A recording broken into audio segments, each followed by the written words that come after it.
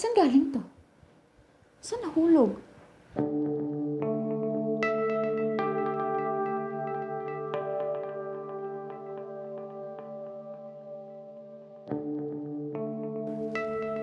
Oh, see? Ikaw yan eh, di ba? Baka naman ikaw lang naghulog nito tapos kinuha mo ulit.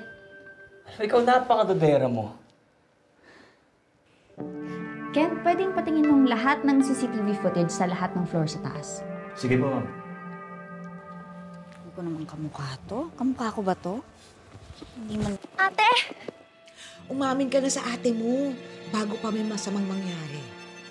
Sab, nakita ko kasi to sa fire exit. Kaya chinek namin CCTV para malaman namin kung sino yung nakaiwan. Ate! Sab!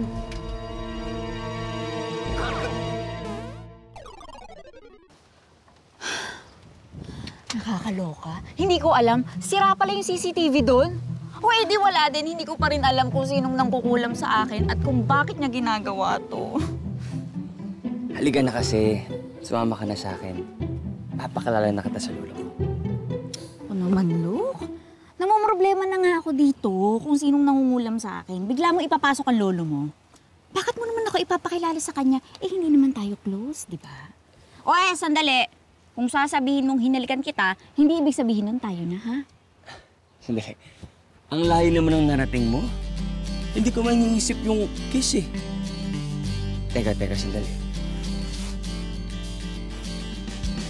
Hindi ko ba makalimutan yung kiss? Excuse me. Ngayon ko na lang ulit naalala yun. Okay, kung gano'n, bakit mo ako dadalhin sa lolo mo? Kasi yung lolo ko yung kakilala kong albularyo. Ikaw na masyado kang alam mo, makakatulong yun sa'yo.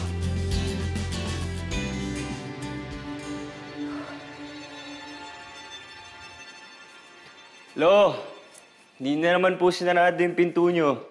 Paano alam kung magpaparito ka, apo? Ay! Lo. Kawan ka na, Diyos. Si Lady po pala, Lo. Lady si Lolo Lucas. Siya yung nagbigay ng pangalan namin ni Daddy. Magandang gabi po. Naku, salamat naman at may pinakilala na itong apo ka. Kaganda-gandang binibini. Naku, ikaw na bang mapapagpasama ng apo ko? Naku, welcome to the family!